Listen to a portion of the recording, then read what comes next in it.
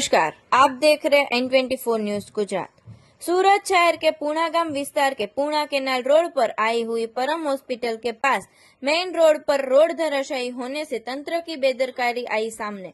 उस दौरान आजू बाजू के विस्तार के लोगों द्वारा रोड पर चलते वाहनों को दिक्कत न हो और कोई दुर्घटना न बने, इसलिए गड्ढे के आसपास पेड़ और पत्थर से सीमा रेखा बनाई गई।